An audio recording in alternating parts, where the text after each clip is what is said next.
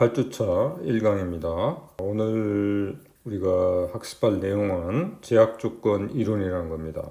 영어로는 Theory of Constraints, 그 앞자로 따서 TOC 이렇게 얘기를 하는데요.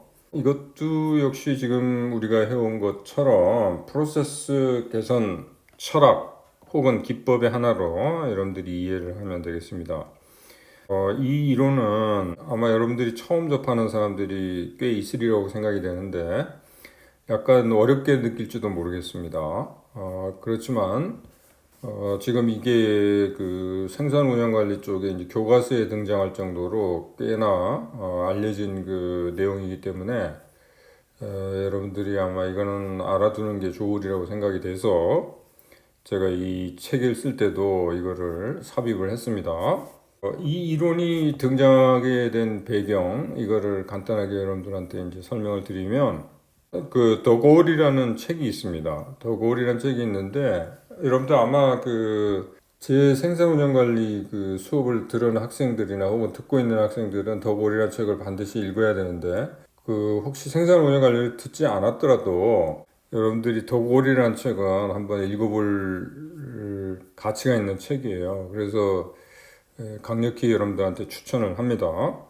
일단 골드렛이라는 사람이 이제 더 고울이라는 책을 썼는데 그 책이 결국은 무슨 책이냐면 소설책이긴 한데요. 제약 조건 이론을 설명하는 책이에요. 근데 이 책을 쓰게 된 배경은요.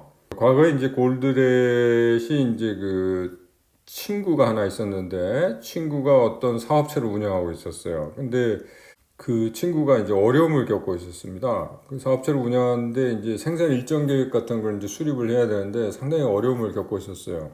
그래서 그 친구를 도와주기 위해서 골드렛이라는 사람이 이제 소프트웨어를 하나 개발을 했어요. 일정 계획을 수립할 수 있는 소프트웨어를 하나 개발을 했는데 친구한테는 물론 도움이 됐죠. 그 소프트웨어가. 근데 이걸 이제 일반 판매로 이제 나섰거든요. 근데 생각보다는 그렇게 판매가 많이 이루어지지는 않았습니다. 근데 이제 그 골드렛이 어떻게 생각했냐면 이게 아마 사람들이 이제 그 원리를 잘 몰라서 판매가 잘 이루어지지 않는다고 이렇게 생각을 한 거죠. 그래서 그 원리를 설명을 하기 위해 가지고 소설책을 하나 쓴 겁니다. 그 소설책이 바로 더 고울이라는 책이에요. 여러분들이 이제 생산 쪽 이쪽에 관심이 없더라도 이거는 일상생활에서도 여러분들이 이제 도움이 될 수 있는 그런 내용이 이제 포함되어 있거든요. 그래서 여러분들이 꼭 한번 읽어봤으면 좋겠습니다. 골드렛이라는 사람은 원래 물리학자입니다. 그 물리학자인데 사람이 좀 머리가 좀 비상했던 모양이에요. 그래서 경영학적으로 이 책들을 많이 썼습니다. 비단 이 더 고울뿐만 아니라 굉장히 여러 종류의 책을 썼어요. 뭐 프로젝트 관리와 관련된 책, 혹은 재우 관리와 관련된 책, 뭐 등등 한 7, 8권 정도 쓴 것 같은데요. 더고를 읽고 혹시 이제 재미있다고 생각했던 사람은 다른 책들도 읽어보면 도움이 되리라고 생각합니다. 특히 이제 경영학을 하시는 분들은요. 그러면 골드렛이 제시한 제약 조건 이론이 뭔지 이거를 한번 우리가 살펴보도록 하겠습니다. 골드렛이 이제 뭐라고 얘기를 했냐면 어떤 프로세스라도 하나 이상의 병목은 있으며 이러한 병목이 프로세스 아웃풋을 제한한다고 이렇게 얘기를 했습니다. 이게 뭐냐면 기업의 이제 활동을 한번 생각해 보면 기업이 이제 수익을 창출하기 위한 여러 가지 활동들이 있지 않습니까? 근데 그 활동들이 이게 연결이 되어 있다는 거죠. 그 중에 꼭 보면은 병목이 하나 있다는 거예요. 여러분들 병목이 뭔지는 알죠? 버틀넥. 그러니까 그 병목에서 항상 정체가 된다는 거죠. 그죠? 실질적으로 이제 전체 프로세스가 그 병목으로 인해서 제한을 받게 된다는 이제 그런 뜻이 되겠습니다. 그래서 이 경우에 병목의 이용을 최대화하고 그에 맞추어서 비병목 이런 것들이 일정 계획을 세우면 아웃풋을 최대화할 수 있다는 거예요. 그러니까 왜 골드렛의 그 친구 얘기를 하지 않았습니까? 그 사업체에서 이제 생산 일정 계획 같은 거 이제 수립을 하는데 결국은 그 일정 계획을 수립할 때 그 자원들 중에서 그 사업체의 이제 자원들 중에서 병목이 뭔지를 찾아내고 그것 중심으로 계획을 수립해야 된다는 거예요. 그리고 다른 비병목들은 그 병목에 맞춰주면 된다는 거예요. 그러니까 병목 중심으로 모든 게 계획이 수립이 돼야 된다는 겁니다. 그 뜻이에요. 그리고 병목에서 처리할 수 있는 것 이상으로 다른 프로세스의 효율성을 높이는 것은 소용이 없다는 거죠. 이게 이제 조금 이따 우리가 체인 원리를 얘기를 할 텐데, 그 체인을 한번 생각해 보시면은, 이렇게 고리들이 연결돼 있잖아요. 체인들이 연결돼 있는데, 그 체인의 그 강도를 한번 보시면은, 체인을 양쪽에서 잡아당긴다고 한번 생각해 보면, 체인이 이제 끊어지는 지점이 있죠. 끊어지는 지점이 그게 바로 그 체인의 강도에 있어가지고는 그게 병목이에요. 그러면 다른 고리는 암만 강하게 해도 그 전체 그 체인 강도는 높아지지 않습니다. 그 병목, 그 약한 고리를 강하게 하지 않는 한 다른 거를 암만 강하게 해도 그 체인의 강도는 강해지지 않는다는 뜻이죠.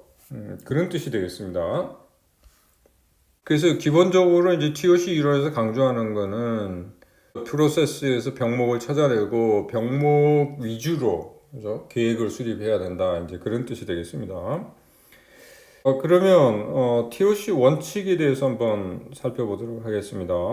일단 TOC는 프로세스로부터 최대의 결과를 얻기 위하여, 그러니까 최대의 결과를 얻는다는 얘기는 결국은 뭡니까? 기업 입장에서 보면 수익을 이제 최대화하는 거죠. 그러기 위해서는 기업의 제약 조건을 확인하고 관리하는 시스템적 사고에 기반을 두는 기법이다. 이게 무슨 뜻인가 하면 이 전체를 봐야 되는 거예요. 그러니까 시스템 전체를 봐서 그 중에서 가장 약한 부분 그거를 확인을 하고 그것 위주로 관리가 되어야 된다. 이제 그런 뜻이 되겠습니다. 사실 이제 여러분들 왜 가치 체인이라는 거 한번 들어보시죠? 가치 체인이라는 게 뭐냐면 밸류 체인이요.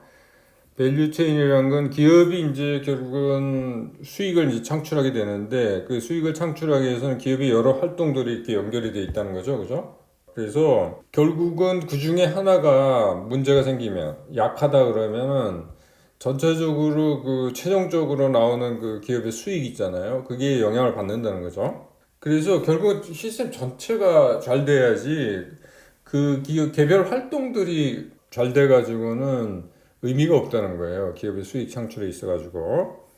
그래서 요거를 좀 더 세부적으로 우리가 살펴보면 시스템적 관점에서 보면 기업의 운영은 인풋을 아웃풋으로 전환하는 상호 의존하는 프로세스의 집합이다. 그러니까 아까 얘기했듯이 여러 그 활동들 혹은 프로세스들이 이렇게 연결되어 있다는 거죠. 이러한 프로세스 중에서 하나가 병목으로 작용한다면 아무리 다른 프로세스가 우수하다고 할지라도 그 병목으로 인해서 시스템 처리량은 그러니까 이 아웃풋을 얘기하는 거죠. 그것은 제한적이 될 수밖에 없다는 거죠. 따라서 처리량을 향상시키는 데 있어가지고 그 핵심은 프로세스의 아웃풋 최대화를 방해하는 병목, 즉 제약 조건을 관리하는 것이라는 겁니다.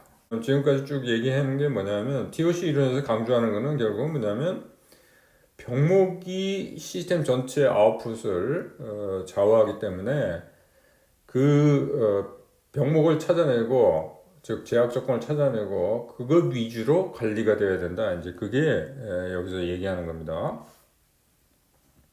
그래서 TOC의 중요한 원칙은 이제 시스템적 사고라는 거죠. 그 시스템 전체를 보는 눈을 가져야 되는 거예요. 그래서 그 시스템 전체에 영향을 미치는 병목, 여기에 초점을 맞춰야 된다. 이제 그 얘기입니다. 그런데 대부분의 기업들은 생산이나 서비스 프로세스를 개별적으로 측정하고 개별 프로세스별로 개선이 이루어진다. 이러한 것은 부분적 최적화라고 할 수 있다. 이게 무슨 소린가 하면 사실 이제 기업들을 보면 이게 부서들이 있잖아요. 여러 부서들이 있는데 사실은 이제 부서별로 그죠? 자기네들의 그 활동의 효율성 극대화를 위해서 이제 노력을 하는 거죠. 왜 그러냐면 평가를 받을 때 그 부서별로 이렇게 보통 평가를 받게 되거든요. 그러니까 자기네 부서의 그죠 효율성 극대화를 위해서 비용 최소화 혹은 효율성 극대화를 위해서 노력을 하게 되는 거죠. 그거는 부분적 최적화라는 거예요. 근데 이런 개별적인 개선이 전체 프로세스의 개선으로 항상 이어지는 것은 아니라는 겁니다. 부서별로 자기네들의 그 아웃풋을 최대화하기 위한 노력을 기울이잖아요.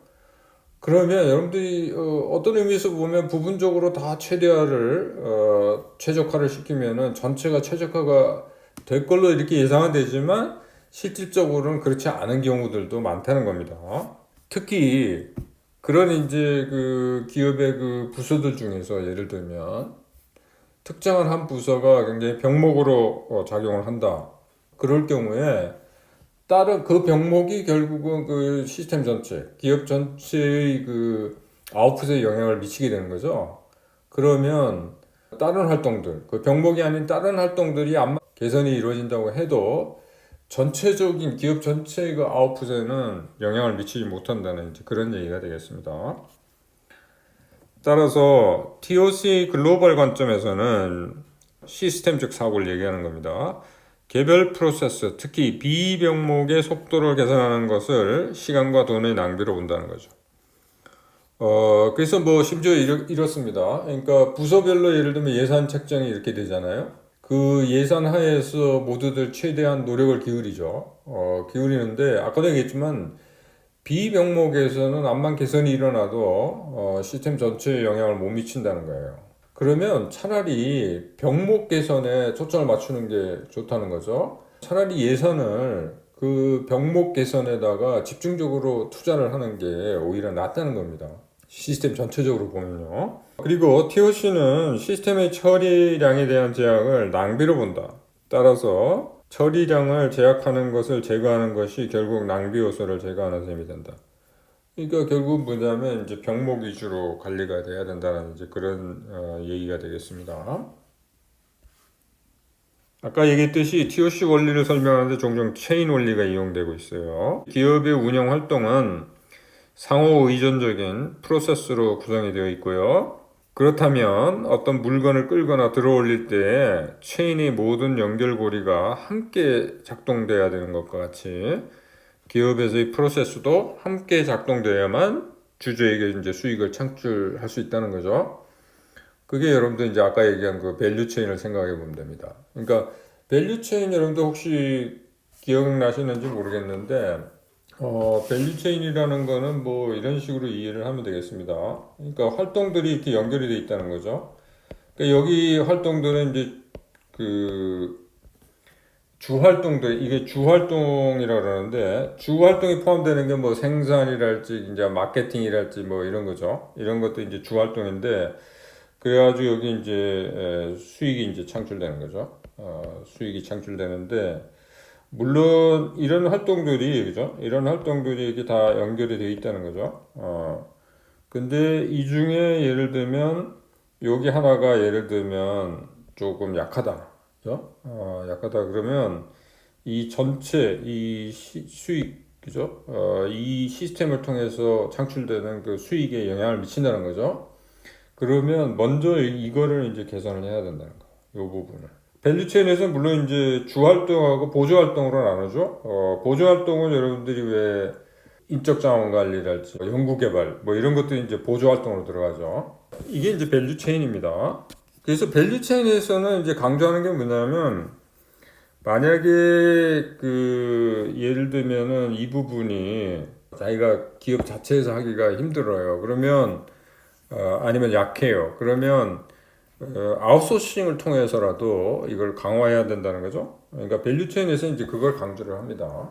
그래서 결국은 여기 체인 원리가 얘기하는 거는 결국은 뭐냐면 체인의 경우에 체인의 전체적인 강도는 가장 약한 연결고리에 의해서 결정되는 것처럼 기업의 경우에도 프로세스 전체의 능력은 가장 약한 프로세스의 능력에 의해 제한된다는 거예요.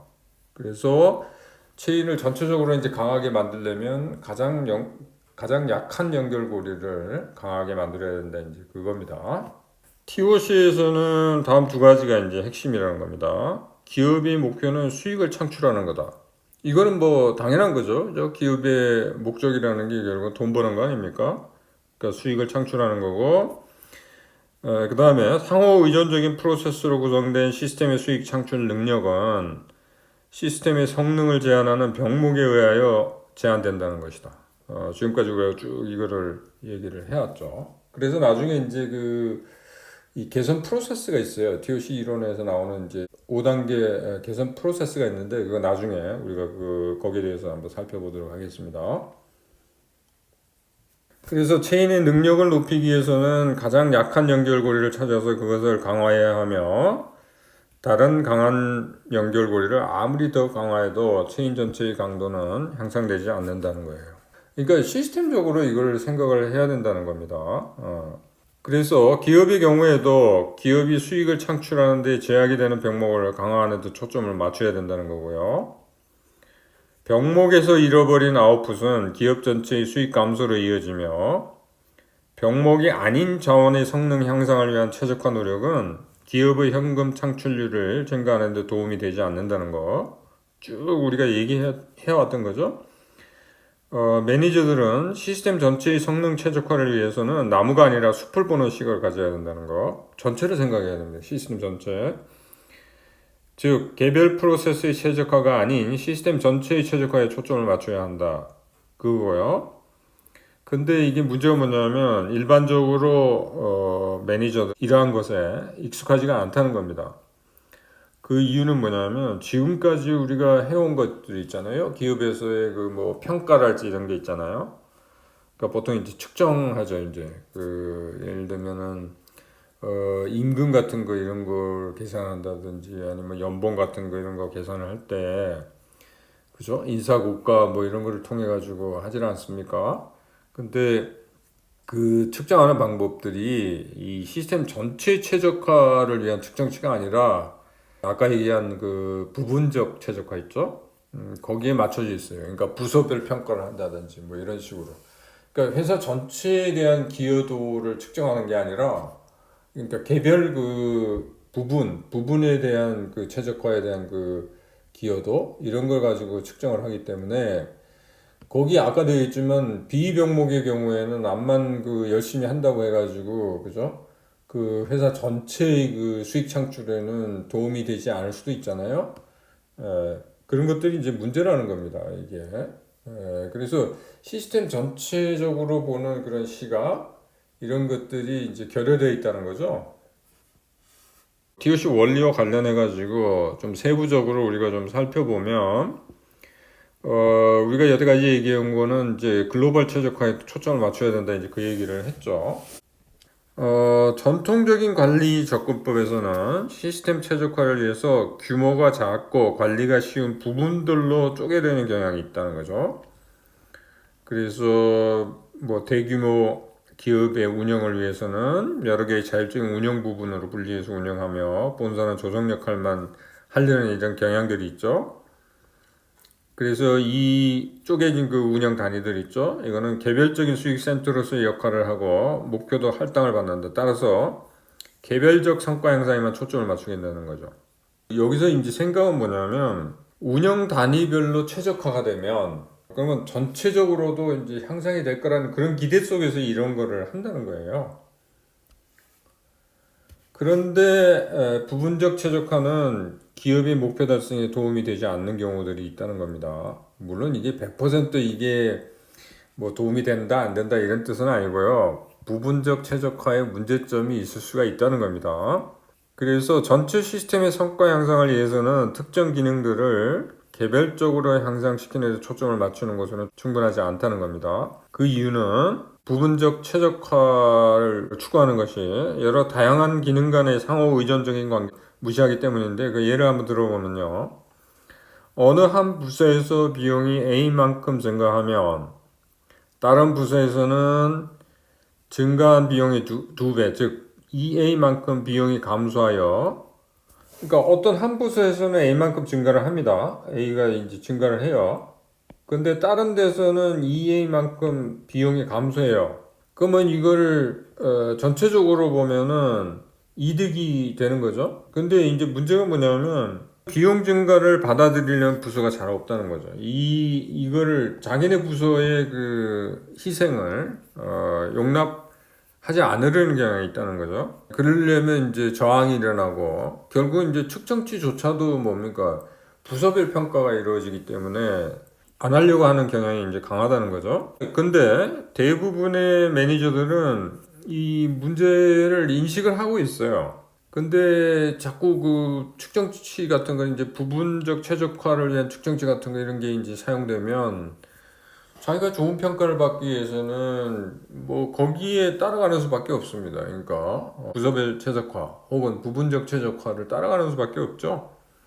그래서 측정치 같은 거를 바꿔야 돼요. 그래서 여기서 지금 TOC 이론에서는 측정치조차도 이제 다른 방법을 도입을 합니다. 조금 이따 우리가 보게 되겠습니다만. 제약 조건 이론은 기업의 목표인 수익 창출을 촉진하기 위해서 무엇이 필수적인지를 보여주고 이러한 목표 달성을 위해서 필요한 글로벌 최적화를 위한 측정치를 제시한다. 이러한 측정치들은 현금 창출률 중심의 관점에서 초점을 맞추고 있다. 그 측정치들은 결국은 뭐냐면 시스템 전체 글로벌 최적화에 초점을 맞추고 있다는 겁니다. 지금 우리가 보는 그죠? TOC 이론에서 얘기하는 그걸 보기 전에 지금 전통적으로는 어떤 식으로 지금 회계가 이루어지고 있는지, 어디에 초점을 맞추고 있는지 그런 것들을 한번 먼저 보자는 거죠. 그래서 기업 운영에서 전통적인 접근법은 비용 중심의 관점에 기반을 두고 있다는 거예요. 사실은 이제 수익 최대화를 위해서는 수익이라는 건 어떻게 계산됩니까? 총 수입에서 총 비용을 빼는 거죠. 그러면 수익을 높이는 방법은 뭡니까? 두 가지 방법이 있죠. 그러니까 총 수입을 늘리거나 총 비용을 줄이거나 이렇게 되는 거죠, 그죠? 근데 사실은 이제 수입 늘리는 게 상당히 어려워요. 그래서 이제 비용을 줄이려는 노력들을 많이 하죠. 그래서 기업 운영에서 전통적인 접근법은 비용 중심의 관점에 기반을 두고 있는데 비용 최소화와 운영 효율성의 향상에 이제 초점을 맞추고 있다는 겁니다. 그래서 이제 비용을 이제 통제를 하려고 그러는 건데 이 기업이 있어가지고 예를 들면 어떤 기업이 이제 다양한 제품을 이제 생산을 하잖아요. 그러면 제품별 그 일단 원가 계산을 해야 될 거 아닙니까, 그죠? 원가 계산을 해야 되는데 이때 이제 문제가 되는 게 하나가 있어요. 뭐냐면 예를 들면 노동비나 자재비 이런 것들은 별 문제가 안 돼요. 거기 들어가는 거 이제 직접 그 제품별 들어가는 거 계산을 하면 되니까요. 그건 문제가 안 되는데 간접비를 어떻게 할당할지가 상당히 문제가 됩니다. 그러니까 예를 들면 어떤 공장에서 여러 제품을 생산하는데 그 예를 들면 그 공장장 혹은 매니저 한번 월급을 한번 생각해 봅시다. 그 매니저 월급은 제품별로 이제 그게 쪼개갖고 할당이 돼야 되잖아요. 원가 계산할 때. 그런데 이게 어떻게 뭘 기준으로 할당할 건지 이게 좀 애매모호합니다. 그래서 일단 표준 원가 회계 시스템 상에서는 그 간접비를 직접 노동비에 비례해서 할당을 하는 겁니다. 그러니까 그 제품별로 이제 그 직접 노동비가 얼마 들어가는지 계산이 될 거 아닙니까? 그러면 그 비율에 맞춰가지고 매니저 임금이랄지 뭐 이런 것들을 할당을 하는 거예요. 그 매니저는 여러분들 생각해 보면 뭐 여러 제품 생산할 경우에 다 관여를 하잖아요. 그러니까 그걸 쪼개야 되는데 직접 노동비가 얼마나 들어가는지 제품별로 그거에 비례해 가지고 이제 쪼개야 한다는 거예요. 그게 이제 표준 원가 회계 시스템이에요. 근데 이게 이제 문제가 있다는 겁니다, 사실은. 그리고 또 하나는 뭐냐면 표준 원가 회계 시스템 상에서는 사실은 그 부가가치라는 개념이 이제 등장을 하는데요.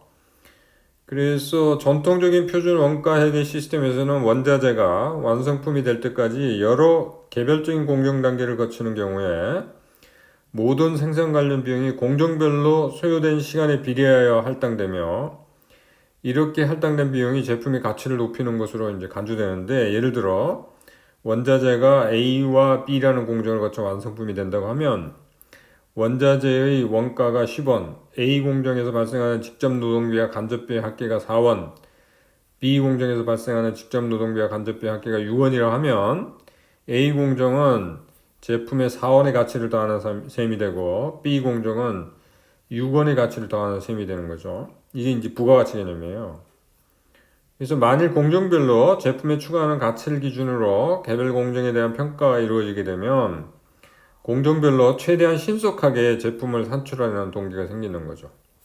그러니까 이렇게 이제 부가가치를 이렇게 강조하게 되면 자기네들이 이제 그거에 따라 평가를 받잖아요. 그러면 자기네 공정별로 하여튼 최대한 신속하게 그러니까 효율성을 이제 극대화하려는 그런 노력을 기울이게 되죠.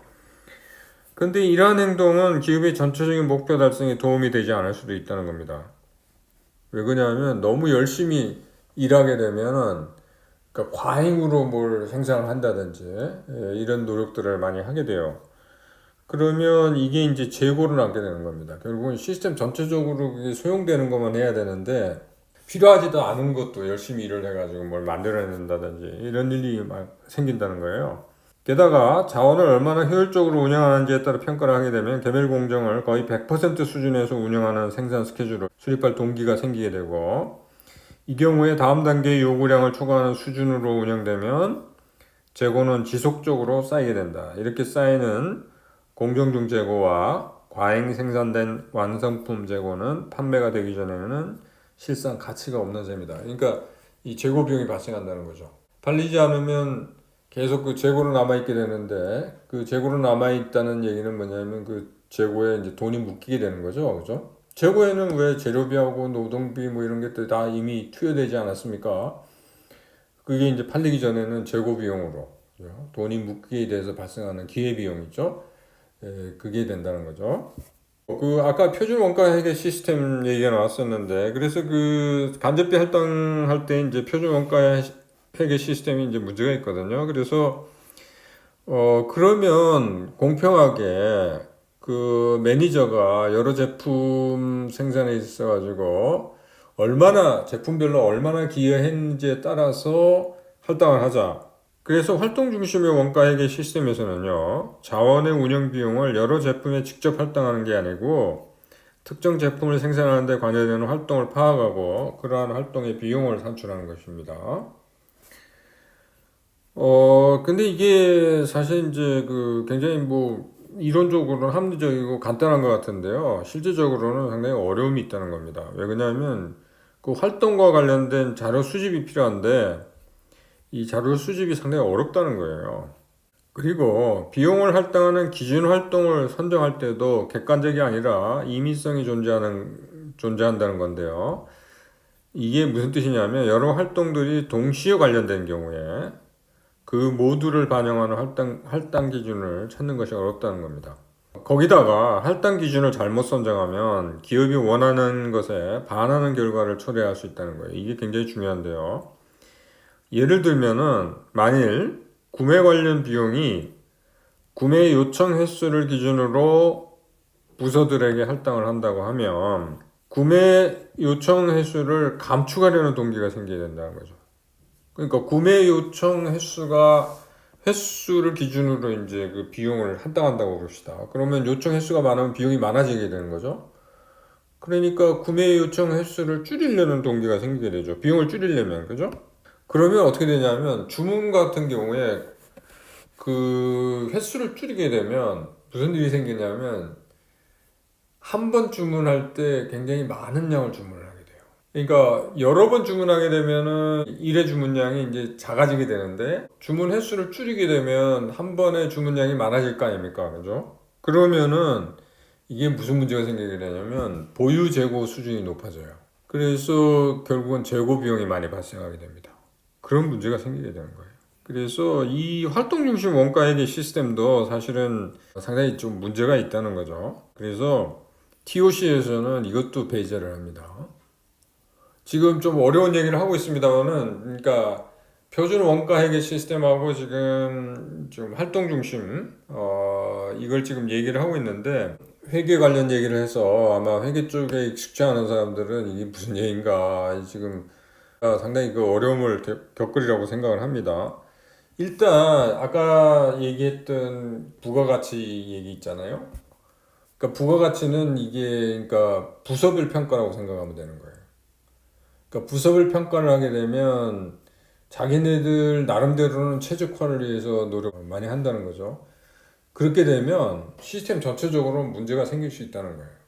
근데 지금 우리 지금 원가 회계 시스템에서는 지금 부가가치라는 개념이 이용되고 있습니다. 이게 이제 문제가 있다는 거예요.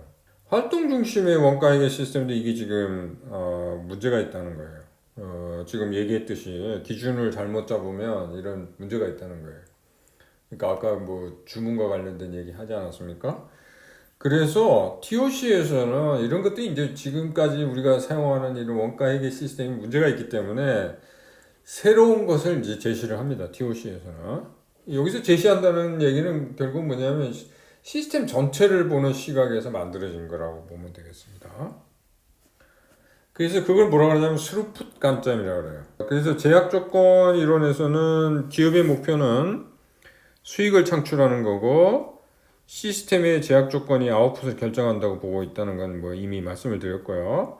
그래서 의사결정이 글로벌 시각을 가지고 기업 전체의 목표 달성을 위한 방향으로 이루어져야 한다는 거죠. 그래서 TOC에서는 이제 측정치가 그 표준 원가 회계 시스템에서 이용하는 그 측정치하고 조금 다릅니다. 그래서 여기서 세 가지 측정치가 등장을 하는데요.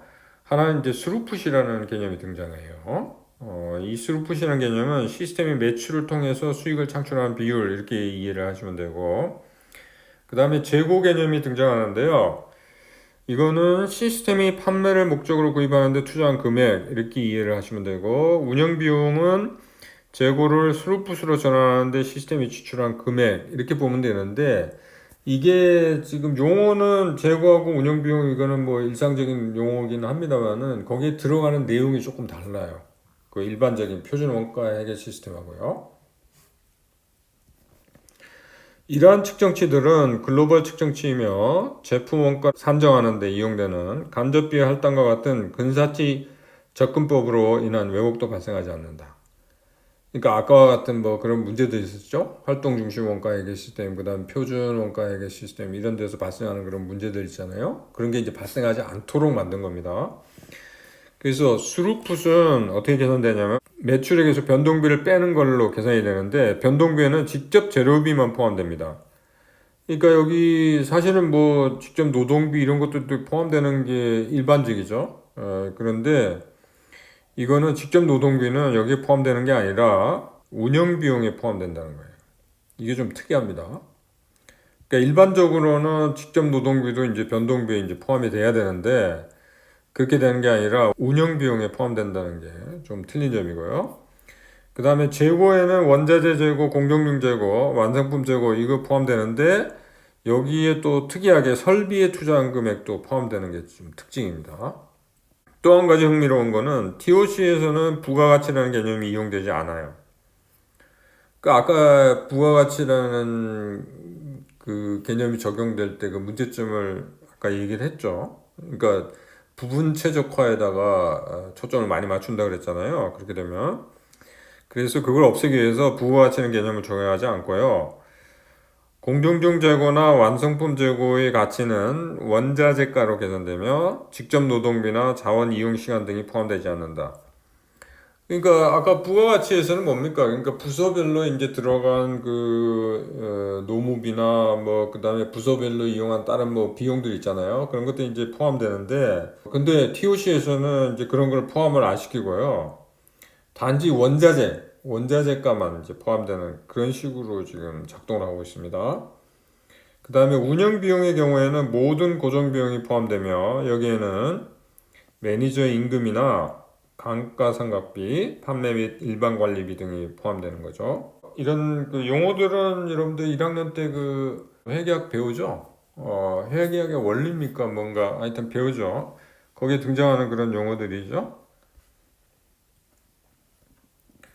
자, 그리고 TOC 측정치와 전통적인 재무 비율과의 관계는 이제 다음과 같다. 이렇게 보시면 되겠고. 뭐, 여러분들 왜 이 얘기는 뭐냐면, 순수익이나 뭐, 투자 수익률, 재고 회전율, 생산성, 뭐, 이런, 용어들 있지 않습니까? 그걸 계산할 때, 여기 TOC에서 사용하는 그런 세 가지 측정치를 이용하면 이런 식으로 된다는 얘기입니다. 이건 뭐, 그렇게 큰 중요한 얘기는 아니에요.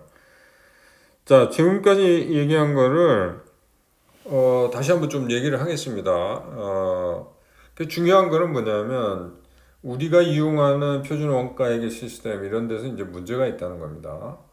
문제가 있다는 거고 특히나 가장 문제가 되는 게 이제 부가가치 개념 이런 것들이 이제 문제가 된다는 거예요. 부가가치 개념을 적용하면 이제 시스템 전체에다 우리가 초점을 맞춰야 되는데 그렇지 못할 경우들이 생긴다는 겁니다.